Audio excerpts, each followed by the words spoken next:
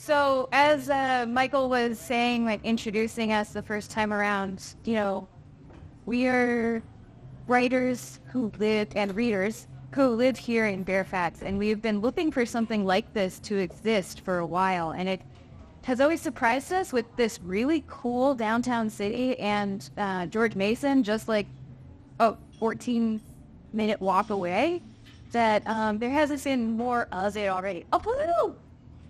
Great way to get that over there. And boots.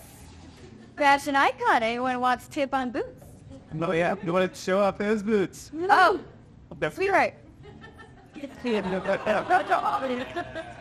Boot game. Recognize boot game. Anyway, so we're hoping to get more camaraderie between the city and the school and be able to have several more of these to come. The other fun fact about calling it Fox City Lit, this is kind of apocryphal, please don't try to Google it, but Michael's wife, man, you guys scoop right at props, get so nice glimpses. Michael's beautiful wife, Sophia, homesick, of course, we already know, told us that Fairfax has a nickname, and that is Fox City. Is that correct? Is it correct? Have you heard that? Anybody else ever heard this? So our mascot is The fox. Sneakers the Fox. Yeah, right. Listen, yo. Validate. So it's not. Don't Fox is right, and it's not lucky arbitrary. because like it's fair that You heard which it sounds validated like by the Fox. mayor herself. Yeah, this is the mayor. Yes. This is George Wace who we're at. The best woman mayor and the first base bred to ever be mayor. I'm listening to echo that I think it's weird that they're the we're gonna have a civilization that so the city, the university, go we to change that. Hell yeah. Yeah, we will. Y'all are here helping us make that dream come true this year. So, I did want to get a quick show of hands. And who here is in the Fairfax area? And keep your hands up if you have recently seen a really cute fox run by. Ah, see? It totally makes sense. Anyway, I thought you all was like that. It's like. So our next reader is Martin Mitchell, a friend of ours. Thanks for coming today. Martin has lived in the D.C. area for the last 8 years, from 2019 to 2023. This is an official bio. I'm not making it up, I promise. I did threaten if we didn't get one in time, I would make one up.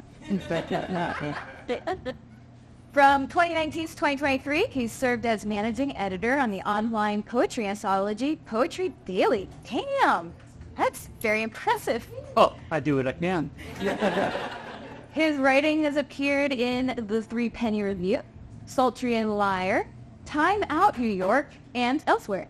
When he's not poeting, excellent verbization of poet, he plays music and watches old films that many people find boring or insufferable. I'm sure many of us here agree they are wrong. Martin! Thank you. So I wanted to sit because I am high maintenance. So right here, okay. That's it. Yeah.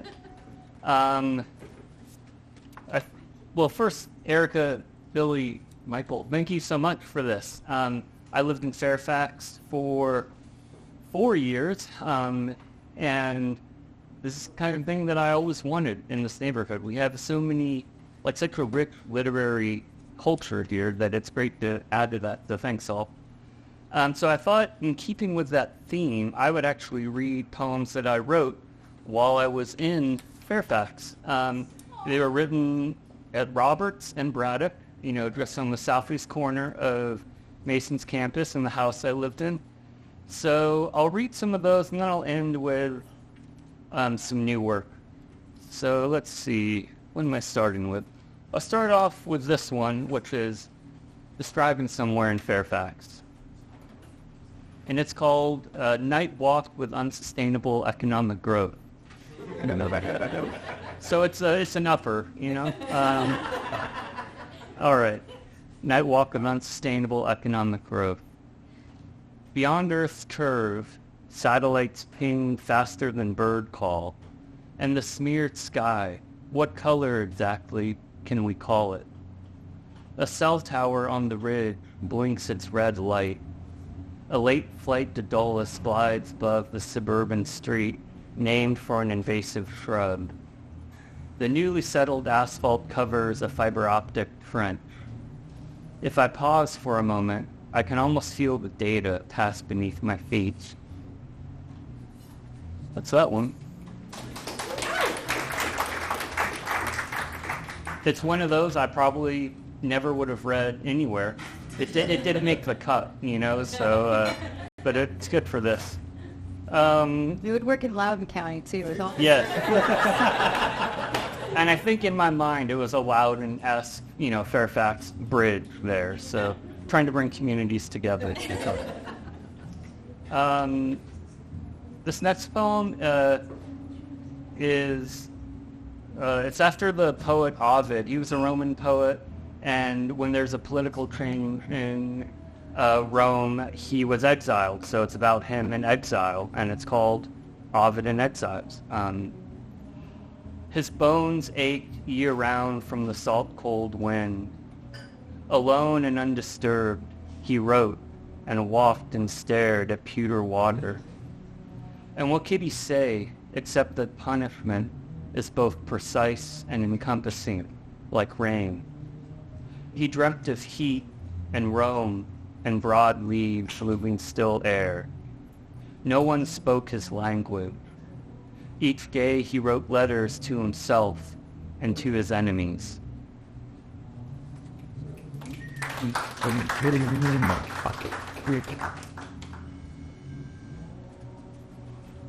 Let's see, I'm inspired by the music downstairs, so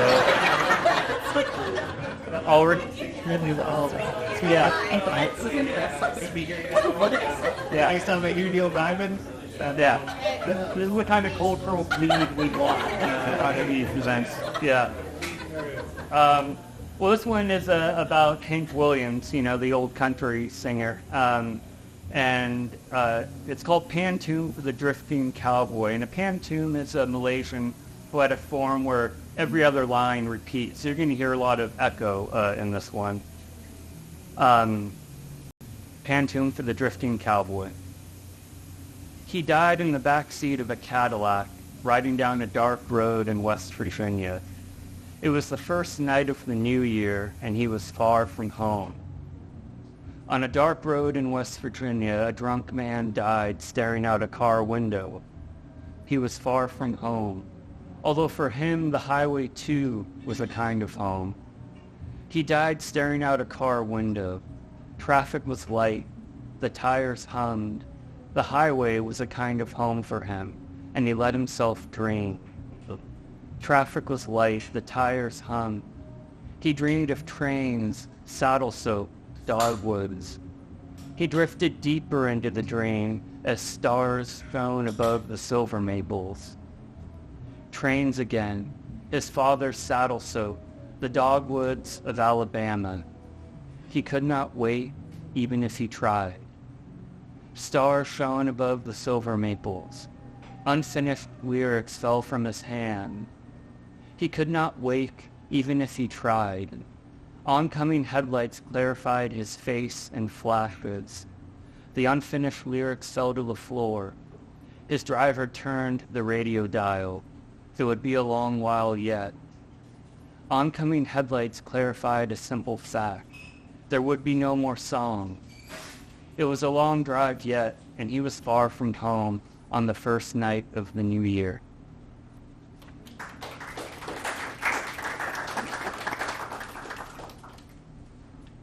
Sorry, I'm going through to see which ones I want to read. I'm not reading all of these, don't worry.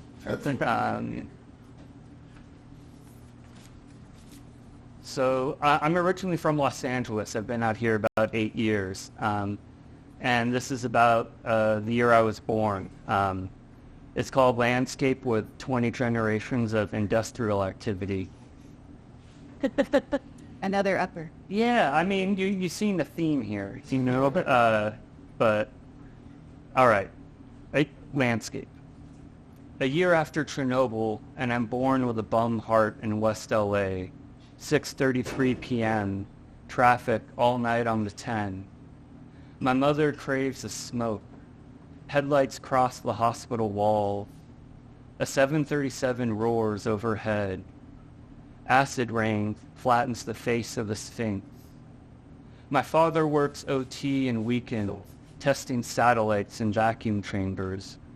He scrapes asbestos from the nursery ceiling, drives up La Brea each morning to look at his son sleeping in a thermoplastic tube.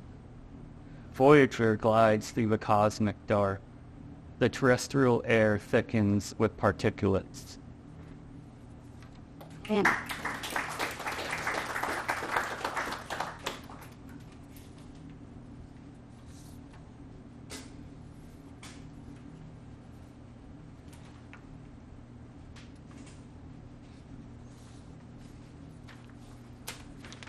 This is going as planned. All right. I used to work at an art museum, and there was a painting in it, an Italian Renaissance painting, that haunted me, and I wrote about it. It was a depiction of the patron saint of dentistry. Her name is Saint Apollonia, and so this is a poem about that painting. And it's told in her voice. Because I would not repeat their profanation, men pulled my teeth. They pulled until my mouth matched the black pits of their eyes. Now the young artist has gifted me the instrument of my torture. This is convention. The left hand holds the forceps, the right a bicuspid split to its root. Behind me, in the distance, a walled city, gray towers, an orchard.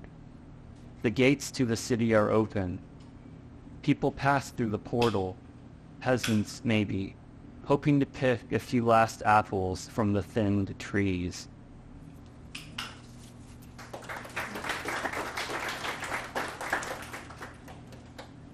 All right, I think I'll just read a couple more here.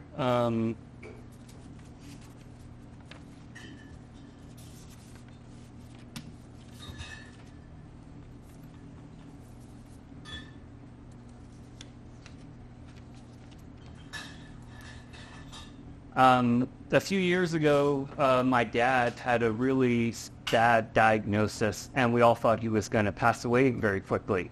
Thankfully, that didn't happen. But in the interim, I'd started writing all these poems and essays about like the complicated relationship he had with my mom, that I have with him, and then he lived, so I can't publish this or do anything else. So you all are hearing this. Don't tell him, please.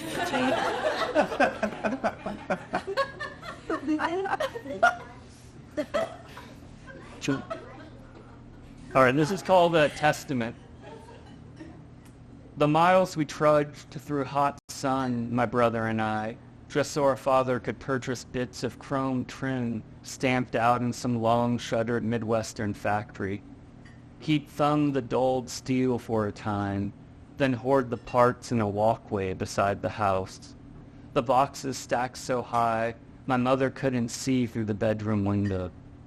15 years of marriage and not even a place to store her shoes or books. The backyard filled with broken floor jacks and Destatos. Each night she'd go out there to breathe the musty air and smoke a Winston 100. Tap the stub into a tripped beer stein. But someday soon, the boxes will be hauled away, the chassis towed, and my mother will have an unobstructed view of desert when, and an empty yard for him to blow through.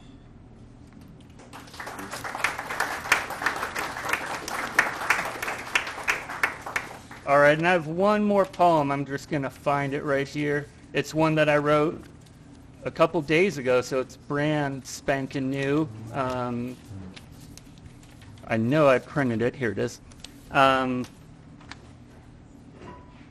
So I guess, my mom ended up passing away before my dad, and I've had a really hard time writing about it. So let's see what happens.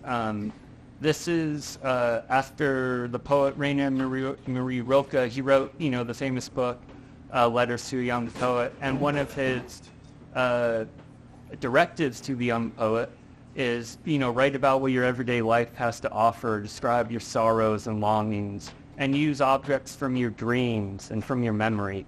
So I thought, okay, I'll write a poem following his advice. So this is called Following Rilke's Advice. There are no people in your poems, I say, but I am talking to myself again. I have led a life of quiet observation, enjoyed 2 or 3 meals in faraway cities. Once, I finished a book mid-flight, only to realize I was someplace I could not return to. We live, simply at first, and then more impenetrably, until bewilderment separates us from ourselves. And what will I remember?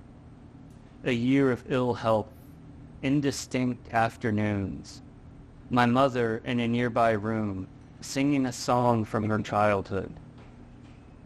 Thanks, everyone.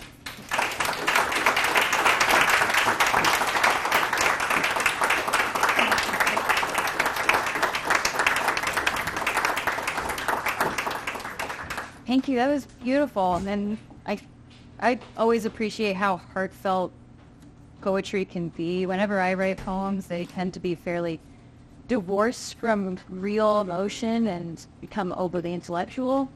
So I love hearing someone